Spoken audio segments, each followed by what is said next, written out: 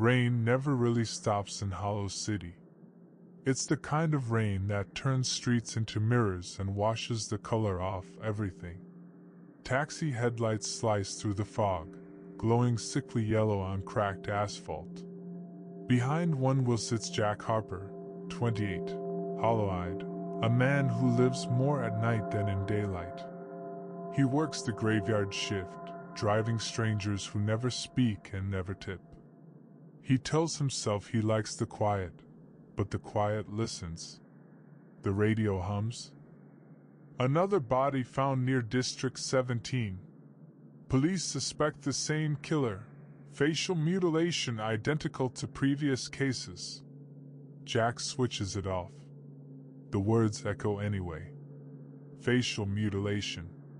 District 17. He lights a cigarette, watches smoke crawl across the windshield. The flame trembles, or maybe his hand does. The city blurs by like a fever dream, pawn shops, motels, broken billboards flashing. Girls' beer rooms. Jack thinks about how people disappear here and no one even blinks. Hollow City just swallows them whole. Dispatch crackles through static. Pick up on Hollow Street, destination District 17. Jack exhales through his teeth. Of course it's District 17. The place has been closed since the meat plants shut down years ago, leaving only rust and rats. He answers anyway. Copy that. Money's money. He drives into the storm, tires hissing through puddles, the smell of diesel and decay seeping through the vents. Every red light feels too long. Every shadow looks like it's waiting. When he reaches the pickup, the street is deserted. A single street lamp flickers above a collapsed bus stop. No passenger. Just fog moving like smoke from a dying fire. He waits 5 minutes. 10. Then he notices something near the curb. A black leather glove, soaked through, glistening dark red at the fingertips. He picks it up. It's heavy, sticky. Blood. Real. From the alley comes a faint sound, not footsteps, not exactly breathing, more like someone dragging metal on concrete. Jack freezes. Hello? Silence answers. He drops the glove and bolts back into the cab, locking the doors twice. For the next 3 blocks he drives without blinking. The rain thickens, hammering the roof. The radio flicks on by itself, just static and a woman's scream that cuts short. Jack slams it off, swearing. His hands shake. Then, a ping. New ride request, District 17. Same location. He almost throws the phone, but before he can stop himself his thumb presses. Accept. He mutters, I'm losing it. Halfway there, he spots a figure waving on the roadside, a man in a gray hoodie. The guy slides into the back seat, dripping wet. Doesn't look up. For a full minute, silence. Only the wipers ticking back and forth like a metronome counting down. Jack tries. Long night? The man chuckles, a sound too dry for a human throat. They screamed, didn't they? Jack's knuckles whiten on the wheel. What did you say? No reply. At the next light the man whispers, Stop here. Jack brakes. When he looks back, empty seat. Door never opened. He blinks hard. The seat is wet though. And on it, an old Polaroid photo. A woman smiling. Her face scratched out until the paper tore. At the bottom, written in something brownish red, Smile for the camera. Jack can't breathe. He drives aimlessly, every reflection in the windows stretching wrong. Each time he looks at the mirror, he thinks he sees someone in the back seat, just for a second. Then the seat's empty again. He pulls over near a diner, runs inside, coffee spilling from his trembling hands. The waitress eyes him. Rough shift? He nods, doesn't answer. The TV behind the counter shows breaking news. Police confirm another killing near District 17. Witnesses report seeing a yellow taxi leaving the scene. The camera pans briefly, the same model as his. The same dent on the door. Jack's stomach flips. He leaves the coffee untouched and runs back into the rain. He drives straight home, an old apartment where wallpaper peels like skin. Inside his mailbox, an unmarked envelope. No address.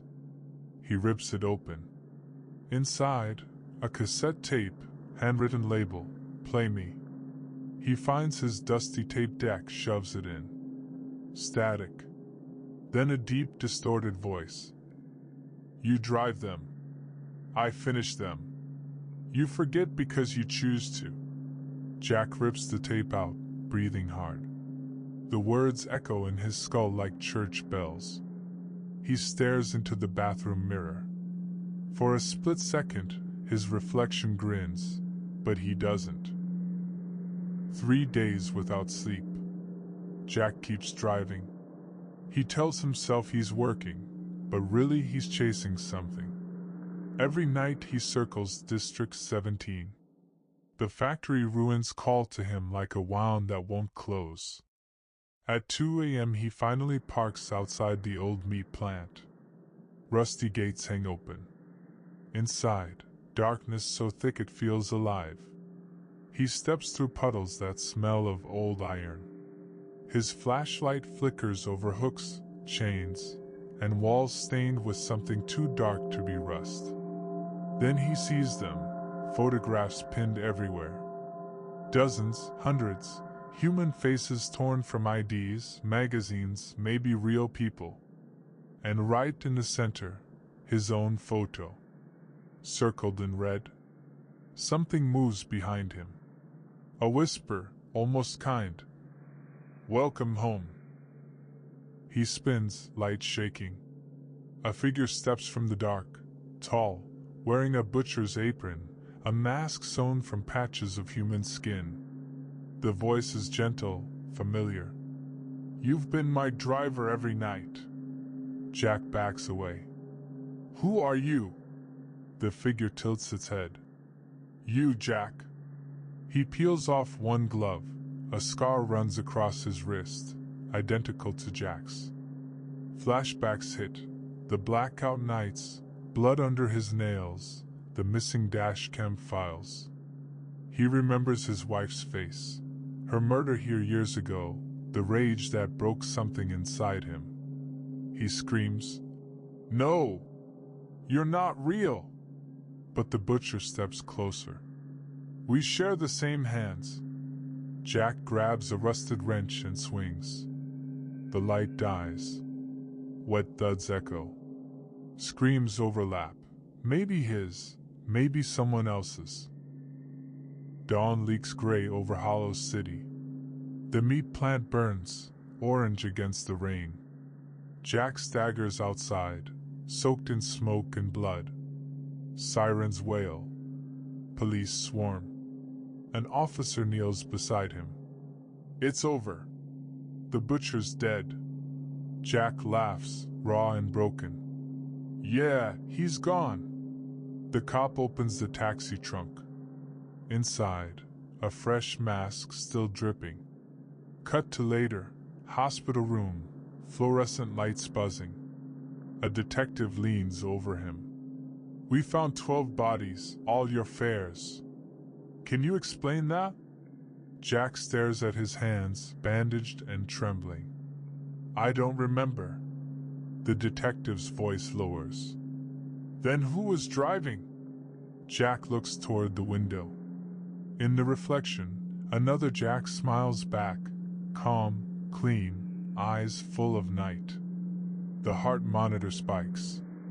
The reflection whispers, soft as rain. "Ready for another ride?" Screen fades to black. Rain starts again over Hollow City. It was cheap. That's what mattered. When Daniel Pierce, a struggling journalist, signed the lease for apartment 6B on Willow Street, he told himself it was only temporary. The building was old, older than the city itself, the kind of place that leaned slightly as if tired of standing. He moved in with 2 suitcases and a laptop, ignoring the peeling wallpaper, the constant drip in the bathroom, and the smell of mildew. The landlord, a small woman with trembling hands, had only said one thing before handing him the keys. "Don't talk to the man in the hallway after midnight." Daniel laughed. "What man?" She just looked away. The first night was quiet except for the pipes groaning like they were alive. He unpacked his things, ordered cheap takeout, and wrote until 3 a.m. When he stepped out to throw away the trash, he noticed something. Every door in the hallway was shut tight, except one. Apartment 6A. Its door was slightly open, light flickering inside. He called softly. "Hello?" No answer. The smell hit him, something sweet, rotten, like old meat mixed with perfume. He shut the door gently and went back to his place, trying to convince himself it was none of his business. The next night he woke to knocking. 3 short taps. He thought it was his door, but the sound came from the other side of the wall, 6A. "Maybe a neighbor," he mumbled. "Or pipes." But then came a whisper, soft and dragging, right through the plaster. "You shouldn't have looked inside." Daniel froze. He pressed his ear to the wall. A slow, rhythmic sound followed, wet dragging, like something heavy being pulled across the floor. Then silence. He tried to laugh it off the next day. Journalists weren't supposed to believe in creepy things. But when he asked the landlord who lived in 6A, she said quietly, "No one. That unit's been empty since February." Daniel frowned. "I saw light in there last night." She just shook her head, eyes wet. "You didn't." That evening, he slipped a note under 6's door. "Hey, if you're real, maybe stop scaring me. 6B. No reply. But when he returned home from work, the note was back under his own door, smeared with something dark. Blood. By the end of the week, the smell spread into his apartment. It seeped from the vents, thick and nauseating. Daniel covered his face with a towel, but the scent clung to him, filled his clothes. He called maintenance, no answer. Finally, he knocked on 6's door again. No light this time, just total dark behind the crack. He turned the knob, unlocked. Inside was empty. No furniture. No people. Just black stains on the floor in the shape of 2 feet, pointed toward the wall. And written above them in messy letters, "Stay on your side." He tried recording the noises that night with his phone. At first, only static. Then faint breathing. And a voice, distorted but clear. "Don't let them in."